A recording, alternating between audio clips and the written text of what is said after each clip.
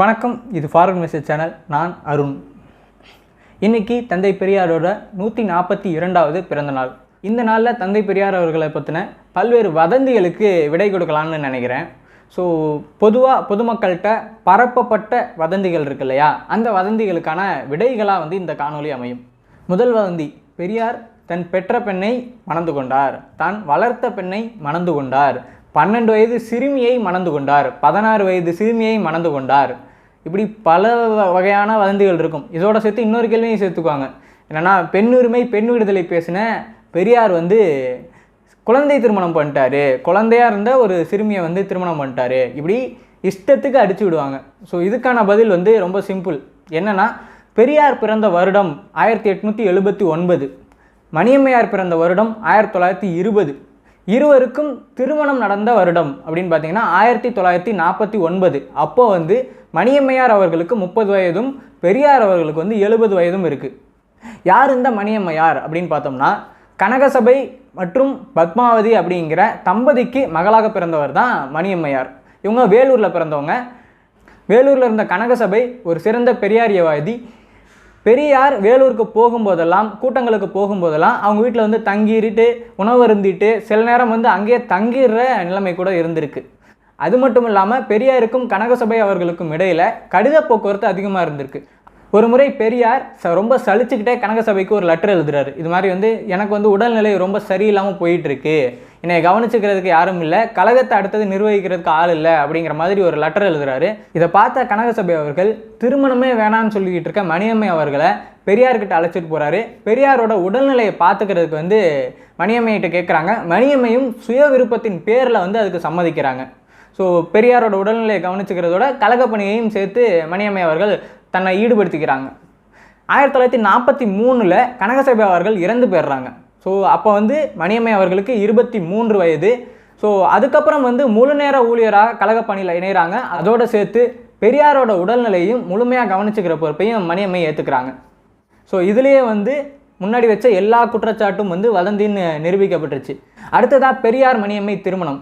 ஏன் இந்த திருமணம் நடந்துச்சு அப்படிங்கிற ஒரு கேள்வி வரலாம். ஸோ பெரியார் தன்னோட உடல்நிலை சரியில்லாமல் போகிறதுனால தன்னுடைய சொத்துக்களை கழகத்துக்கு மாற்றுறதுக்கு ஒரு வாரிசு வேணும் அப்படிங்கிற ஒரு முடிவுக்கு வராரு. ஏன்னா இந்து சட்டம் அப்படி தான் சொல்லுது. ஸோ அப்படி இருக்கும்போது அர்ஜுனன் அப்படிங்கிறவரை தேர்ந்தெடுத்து அவரை தன்னோட வாரிசாக தத்தெடுத்து அவர் மூலமாக கழகத்துக்கு தன்னோட சொத்துக்களை மாற்றலாம் அப்படின்னு நினைக்கிறாரு. ஆனால் அர்ஜுனன் அப்படிங்கிறவர் துரதிருஷ்டவசமாக இறந்து போயிடுறாரு. அதுக்கப்புறம் பேரறிஞர் அண்ணா கிட்ட ஒரு மாநாட்டிலே நேரடியாக கழகத்தோட சாவியை அண்ணா கிட்ட கொடுக்குறேன் அப்படிங்கிற மாதிரி சொல்கிறாரு. ஆனாலும் அண்ணாவுக்கும் பெரியாருக்கும் அதுக்கப்புறம் சில முரண்பாடுகள் அண்ணா தேர்தல் பாதையை தேர்ந்தெடுத்து போயிடுறாரு. இதனால் அண்ணாவும் அந்த லிஸ்ட்டில் இருந்து நகர்ந்துடுறாரு. அடுத்ததாக தன்னுடைய அண்ணன் மகனான சம்பத் அவர்கள், ஈவிகே சம்பத் அவர்களை தத்தெடுத்து கழகத்துக்கு சொத்துக்களை மாற்றலாம்னு நினைக்கிறாரு. ஆனால் சம்பத் அவர்களும் அண்ணா கூடைய தேர்தல் பாதையை நோக்கி போகிறாரு. ஸோ இப்படி எந்த வழியுமே இல்லாத நேரத்தில் மணியம்மையை தத்தெடுக்கலாம் அப்படின்னு ஒரு முடிவுக்கு வராரு. ஆனால் பெண்களுக்கு சொத்துரிமை மறுக்கப்பட்டிருக்கு, பெண் பிள்ளைகளுக்கு சொத்துரிமை மறுக்கப்பட்டிருக்கு அந்த டைமில். அதன் காரணமாக சட்ட சிக்கல் வருது. இதன் காரணமாக தான் பெரியார் மணியம்மையை வேறு வழியின்றி திருமணம் செய்து கொள்ள வேண்டியதாகிடுச்சு. சிலர் சொல்லுவாங்க, பெரியார் தன்னோட உடல் தேவைக்காக சின்ன வயசு பொண்ணை கல்யாணம் பண்ணிக்கிட்டாரு, சின்ன வயசு பொண்ணோட வாழ்க்கையை நாசம் பண்ணிட்டாரு அப்படின்னு சொல்லி. ஸோ 1949 30 வயசு அப்படிங்கிறது சாதாரணமாக ஒரு பெண் கல்யாணமாகி அவங்களோட பெண்ணுக்கு ஒரு 15 வயசு, 10 வயசுலேருந்து 15 வயசு வரைக்கும் ஆகிற ஒரு பீரியட். ஸோ ரொம்ப சீக்கிரமே கல்யாணம் பண்ணி வச்சுருவாங்க. அப்போயே மணியம்மையாருக்கு 30 வயசில் தான் திருமணம் நடந்துச்சு பெரியாரோட. ஸோ அவங்க ஒரு சின்ன குழந்தெல்லாம் கிடையாது. அதே மாதிரி அவங்களோட விருப்பம் இல்லாமல் இந்த திருமணம் நடக்கலை, மணியம்மையாரோட முழு விருப்பத்தோடு தான் நடந்துச்சு. அடுத்ததாக இரண்டாவது வதந்தி: பெரியார் தமிழை காட்டுமிராண்டி மொழின்னு சொல்லிட்டாரு அப்படிங்கிறது. பெரியார் ஏன் தமிழை காட்டுமிராண்டி மொழி அப்படின்னு சொன்னாருக்கு 2 காரணங்கள் இருக்குது. முதல் காரணம் தமிழ் மொழியோட பழமை. ஸோ ஒரு 4000 வருடங்களுக்கு முன்பு தோன்றிய மொழி. அதோடு சேர்த்து மொழியின் அதே கடினத்தன்மையையும் அதே எண்ணிக்கையையும் இப்போ வரையும் கடத்திக்கிட்டு வர்றதுனால தமிழ் மொழியை காட்டுமிராண்டி மொழி அப்படின்னு சொன்னார். இன்னொரு காரணமும் இருக்குது. அது என்னென்னா, தமிழ் மொழியில் இருந்த புராணங்கள், காப்பியங்கள், இலக்கியங்கள் இது எல்லாமே ஒரு பக்தி சார்ந்தோ அல்லது சாதி சார்ந்தோ மதம் சார்ந்தோ கடவுள் சார்ந்தோ தான் இயங்குனுச்சு. இதன் காரணமாக மூட நம்பிக்கைகள் ரொம்பவே தமிழ் இலக்கியங்களில் தாண்டவமாடின காலம் அது. ஸோ இதன் காரணமாகவும் தான் பெரியார் வந்து தமிழை காட்டுமிராண்டி மொழி அப்படின்னு சொன்னார். இன்னும் தெளிவாக சொல்லணும்னா, ஒரு மொழி அப்படிங்கிறது தகவல் பரிமாற்றத்துக்கு ஏற்றதாக இருக்கணும், கற்றுக்கிறதுக்கு ஈஸியாக இருக்கணும், காலத்துக்கேற்ப தன்னை மாற்றிக்கொள்ளும் திறன் கொண்டு இருக்கணும். இந்த சிறப்பியல்புகள்லாம் இருந்தால் தான் மொழி வந்து தன்னோட பரிணாமத்தை ஒவ்வொரு காலத்திலையும் எளிதாக அடைய முடியும். ஸோ அந்த வகையில் வந்து தமிழ் மொழியில் வந்து எழுத்துக்களோட எண்ணிக்கை வந்து அதிகமாக இருந்துச்சு. அதே மாதிரி எழுதுறதுக்கு சிரமமாக இருந்துச்சு. 20ஆம் நூற்றாண்டின் தொடக்கத்தில் அச்சடிக்கிறதுக்கு அச்சுக்கோப்பு இயந்திரங்கள் வருது. ஸோ அந்த நேரத்தில் தமிழ் எழுத்துக்களை வந்து அதில் பயன்படுத்துறதுல சிரமம் ஏற்படுது. ஸோ இதெல்லாம் கருத்தில் கொண்டு தான் பெரியார் வந்து தமிழை காட்டுமிராண்டி மொழி அப்படின்னு சொல்கிறாரு. தமிழை காட்டுமிராண்டி மொழின்னு சொன்ன அதே பெரியார் தான் தமிழ் மொழியில் எழுத்து சீர்திருத்தம் செய்கிறாரு. அவர் வந்து ஒரு 15 எழுத்துக்களை வந்து முன்வைக்கிறாரு. அதில் வந்து எம்ஜிஆர் அவர்கள் ஆட்சிக்கு வந்ததும் 13 எழுத்துக்களை எழுத்து சீர்திருத்தத்தின் அடிப்படையில் வந்து சட்டமாக்குறார். 3வது கேள்வி வந்து, பெரியார் பாப்பானையும் பாம்பையும் கண்டா பாப்பான அடி பாம்பை விட்டுடு அப்படின்னு சொன்னதா ஒரு பழமொழி சுற்றுது. அதுவும் வந்து முழுக்க முழுக்க வதந்தி தான்.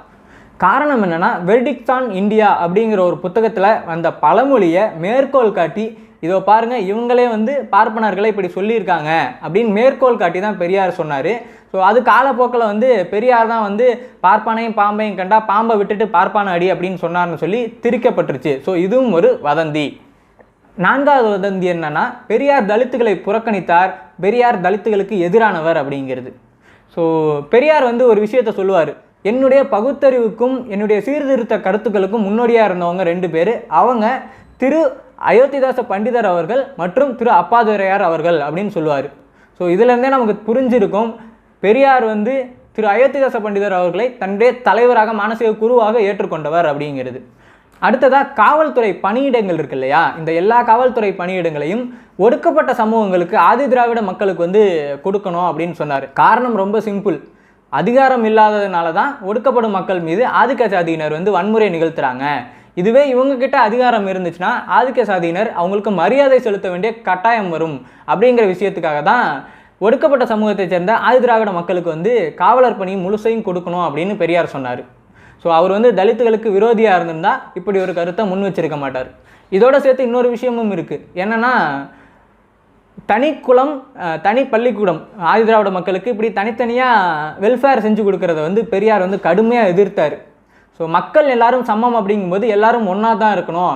ஒரு மக்களை வந்து ஒரு சமூக மக்களை தனியாக பிரித்து வச்சிங்கன்னா அது கடைசி வரைக்கும் அவங்கள வந்து தனியாக தான் நிற்க வைக்கும் அப்படிங்கிற ஒரு கருத்தின் அடிப்படையில் வந்து அவர் வந்து ஆதி திராவிட மக்களுக்கு தனி பள்ளிக்கூடம், தனி குளம், தனி கிணறு இப்படி வெட்டுறதெல்லாம் வந்து ஆதரிக்கலை. ஸோ அப்படி திறப்பு விழா கூப்பிட்டதுக்கும் தீர்மானமாக மறுத்துட்டார். ஸோ இது மாதிரி நிறைய எடுத்துக்காட்டுகள் சொல்லலாம். அடுத்ததாக இன்னொரு வதந்தி இருக்குது. ஒடுக்கப்பட்ட சமூகத்தை சேர்ந்த பெண்கள் ரவிக்கை அணிவதால் வந்து துணிகளோட விலை ஏறிடுச்சுன்னு பெரியார் சொன்னதாக வந்து ஒரு வதந்தி பரவும். ஆக்சுவலாக அதுவும் திட்டமிட்டு பரப்பப்பட்ட ஒரு வதந்தி தான். பத்திரிகைகளில் வந்த ஒரு செய்தி அது.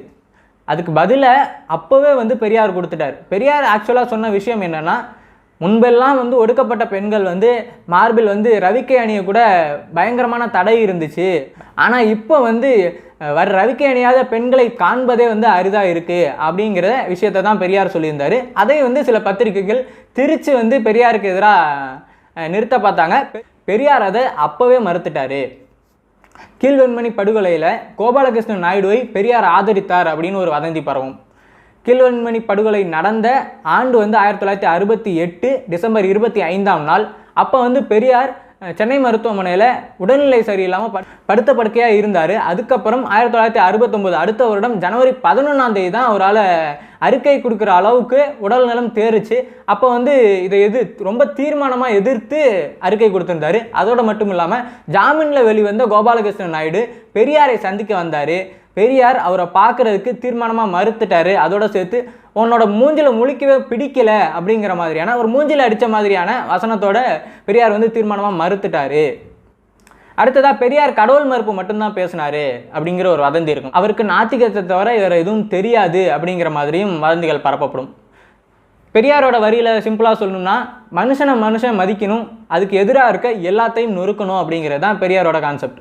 ஸோ அப்படி பார்த்தோம்னா ஒரு மனுஷனை சக மனுஷனாக மதிக்காமல் இருக்கிறதுக்கு காரணம் வந்து இங்கே இருக்க சாதி ஏற்றத்தாழ்வு. இந்த சாதி ஏற்றத்தாழ்வு எப்படி வந்துச்சுன்னா மதத்தின் அடிப்படையில் வருது. இந்த மதத்துக்கு மூல காரணமாக இருக்கிறது எதுன்னு பார்த்தீங்கன்னா கடவுள். ஸோ அதனால தான் பெரியார் வந்து கடவுளை எதிர்க்கிறாரு. ஒருவேளை இங்கே எல்லாருமே சமநிலையாக இருந்திருந்தால் பெரியார் கடவுள் பக்கமே போயிருக்க மாட்டார். பெரியார் ஆதிக்கத்துக்கு எதிரான எல்லா விஷயங்களையும் கேள்வி கேட்டார். சுயமரியாதை, சமூக நீதி, பெண் விடுதலை இல்லாத எல்லா விஷயங்களையும் கேள்வி கேட்டார். ஸோ பெரியாரை வந்து கடவுள் மறுப்புக்குள் சுருக்குவது அப்படிங்கிறது ஒரு விஷமத்தனமான வேலை அப்படின்னே சொல்லலாம். அடுத்ததான் வந்து பெரியார் இந்து மதத்தை மட்டும்தான் விமர்சித்தார் அப்படிங்கிற ஒரு வதந்தி இருக்குது. ஸோ ரீசெண்டாக ஒரு ஆர்டிக்கலில் படித்த ஒரு விஷயம் என்னென்னா, குடியரசு பத்திரிகை கிறித்துவத்தை பயங்கரமாக கடுமையாக விமர்சித்ததுனால கத்தோலிக்க லீடர் அப்படிங்கிற ஒரு திருச்சியை சேர்ந்த கிறித்துவ பத்திரிகை என்ன பண்ணுச்சுன்னா குடியரசு ஒழிப்பு நிதி அப்படின்னு சொல்லியே நிதியை திரட்டுனுச்சு. ஸோ அந்த அளவுக்கு வன்மம் வந்து பெரியாரோட குடியரசு பத்திரிகை மேலே கிறித்துவர்களுக்கு இருந்துச்சு.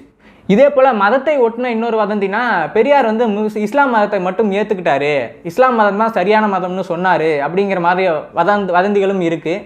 ஸோ பெரியார் வந்து இஸ்லாம் மதத்தில் எதெல்லாம் சரின்னு சொன்னார்னா, உருவம் இல்லாத கடவுள் வழிபாடு இருக்குது. ஸோ அந்த விஷயத்தை வந்து வேறு நம்பிக்கையே இல்லாத மக்களுக்கு ஒரு நம்பிக்கையாக இருந்துட்டு போகட்டும் அப்படின்னு சொல்லி அதை சஜஸ்ட் பண்ணார்.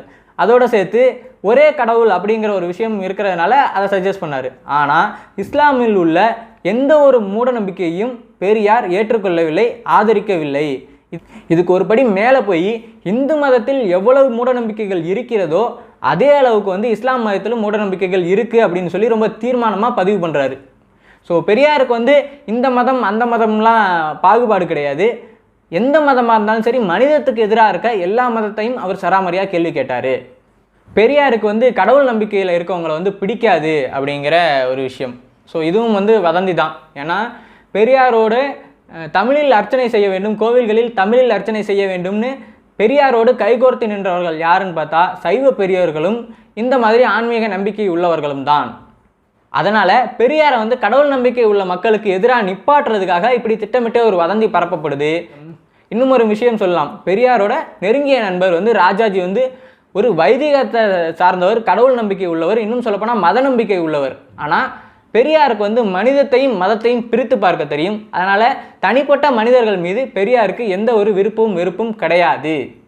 அடுத்தது சில்லியாக வந்து 2 வதந்திகள் சுத்தும். என்னென்னா, பெரியார் வந்து ஒரு இலுமினாட்டி, பெரியார் வந்து ஒரு தெலுங்கு வந்தேரி, தமிழை அழிக்க வந்தவர் அப்படின்னு சொல்லுவாங்க. ஸோ இந்த இலுமினாட்டி கதையெல்லாம் நமக்கே தெரியும். இதுக்கெல்லாம் பதில் சொல்கிற அளவுக்கு இந்த கேள்வியிலே முகாந்திரம் இல்லை. இதெல்லாம் சிம்பிளாக ஒதுக்கிடலாம். பெரியார் வந்து தெலுங்கு வந்தேரி, அதனால் வந்து தமிழர்களை அழிக்க பார்க்கிறார், தமிழ் மொழியை அழிக்க பார்க்கிறார் அப்படிங்கிற ஒரு குற்றச்சாட்டு. இதை யார் வைப்பாங்கன்னு உங்களுக்கே தெரிஞ்சிருக்கும். டிஎன்ஏ டெஸ்ட் எடுக்கிறவங்க தான் வைப்பாங்க. ஸோ அதுக்கும் பதில் சொல்லிடலாம். பெரியார் தான் தமிழறிஞர்களை விட அதிக அளவு திருக்குறள் மாநாடுகளை நடத்தினார்.